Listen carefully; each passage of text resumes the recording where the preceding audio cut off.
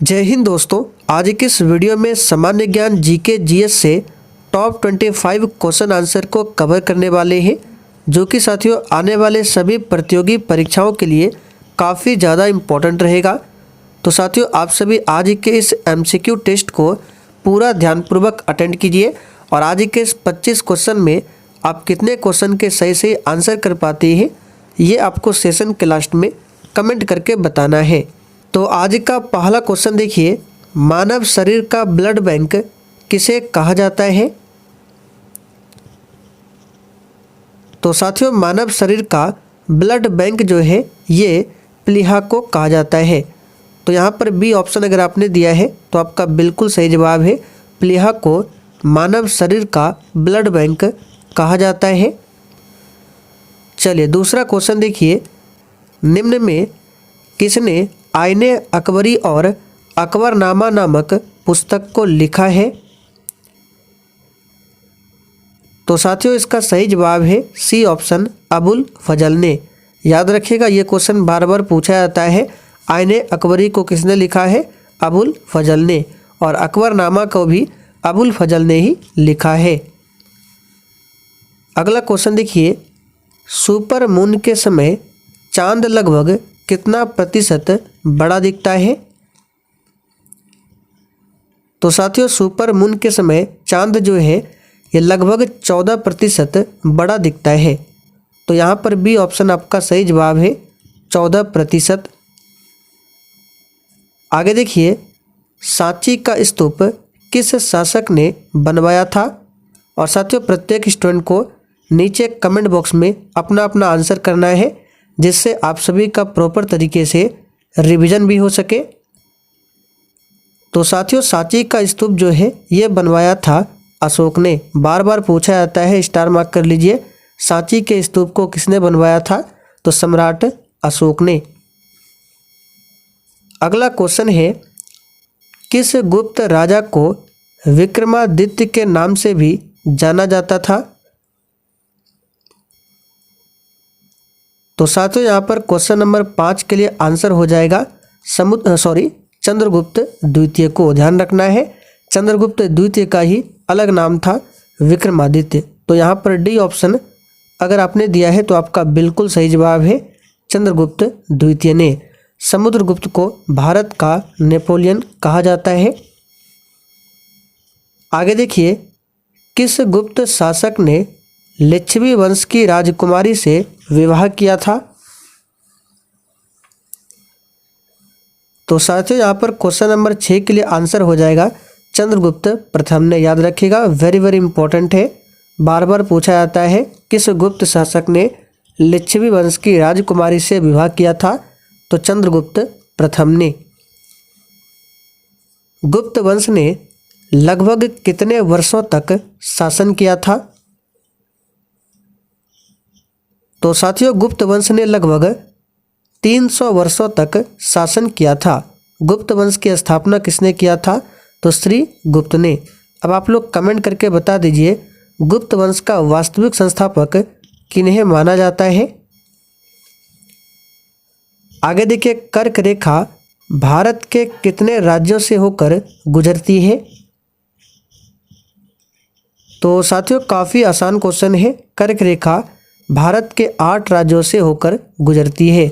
और कौन कौन सा राज्य है? तो इसके लिए एक ट्रिक है, मित्र पर गमछा झाड़। मित्र पर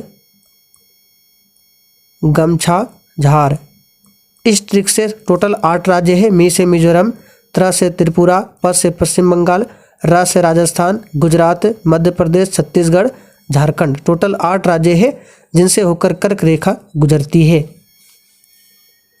किस देश में हरा सूर्य दिखाई देता है? ये पूछा हुआ क्वेश्चन है, आंसर बताइए।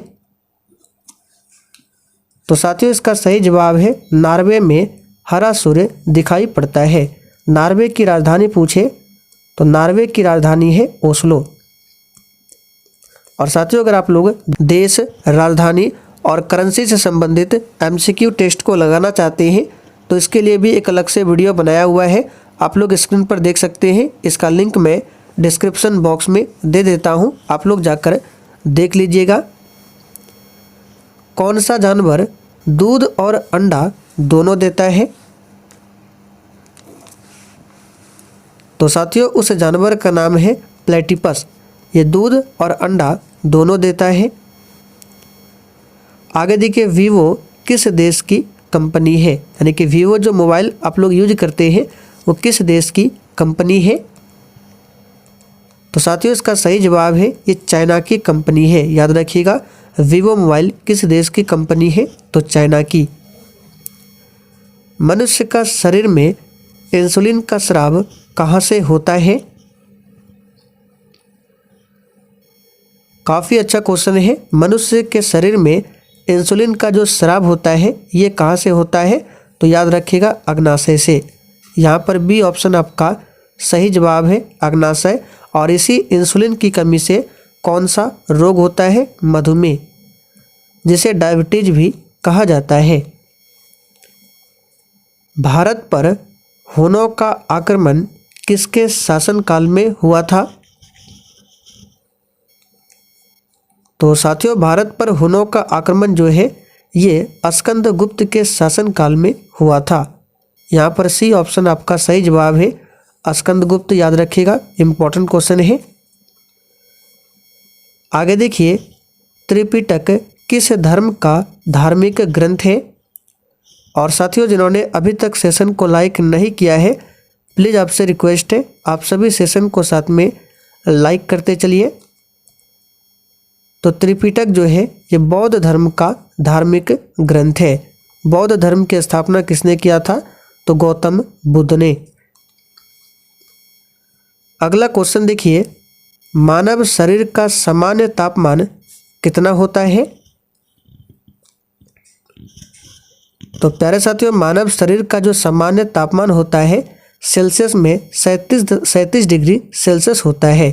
और फ़ारेनहाइट में पूछे तो ये 98.4 या फिर 98.6 डिग्री फ़ारेनहाइट होता है। और केल्विन में पूछे तो 310 केल्विन होता है। तीनों में आपको ध्यान रखना है।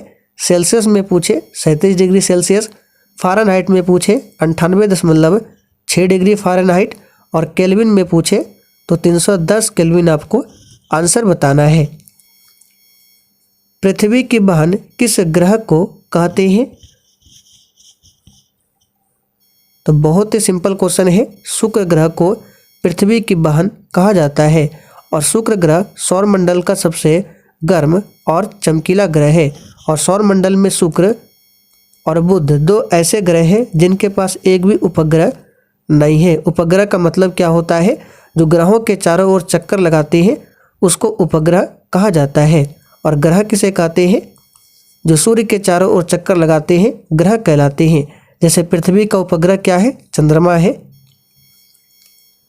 गंगा नदी को बांग्लादेश में किस नाम से जाना जाता है? तो साथियों गंगा नदी को बांग्लादेश में पद्मा के नाम से जाना जाता है।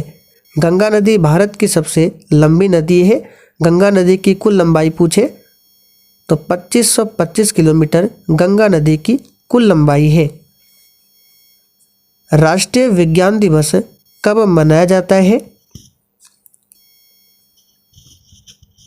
तो प्यारे साथियों राष्ट्रीय विज्ञान दिवस प्रत्येक वर्ष 28 फरवरी को मनाया जाता है।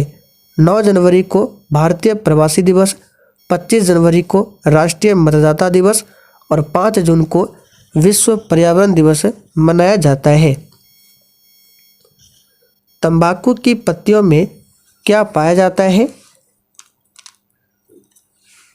तो याद रखिएगा साथियों तंबाकू की पत्तियों में निकोटिन नामक पदार्थ पाया जाता है।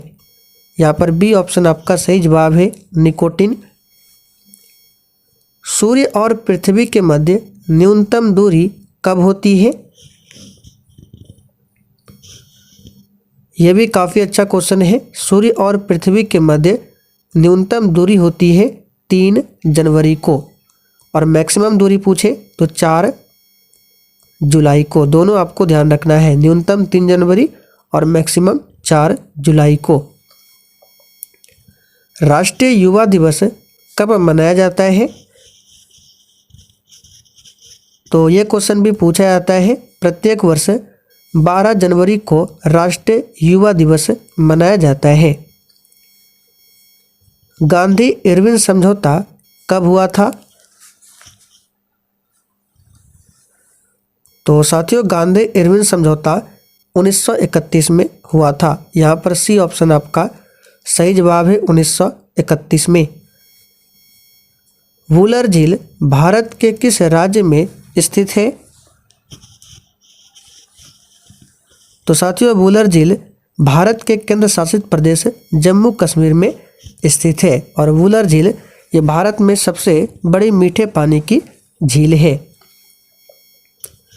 संसद के किस सदन को प्रतिनिधि सभा कहा जाता है? तो साथियों इसका सही जवाब है लोकसभा को। संसद में एक सदन है लोकसभा, जिसे प्रतिनिधि सभा भी कहा जाता है। कार्य करने की क्षमता को क्या कहते हैं? तो साथियों कार्य करने की क्षमता को कहा जाता है ऊर्जा। यहाँ पर बी ऑप्शन आपका सही जवाब है और ऊर्जा का मात्रक पूछे क्या होता है? जूल होता है। शक्ति का एसआई मात्रक पूछे क्या होता है? तो याद रखिएगा वाट। वेग का पूछे मीटर प्रति सेकंड होता है और त्वरण का पूछे तो मीटर प्रति सेकंड स्क्वायर होता है।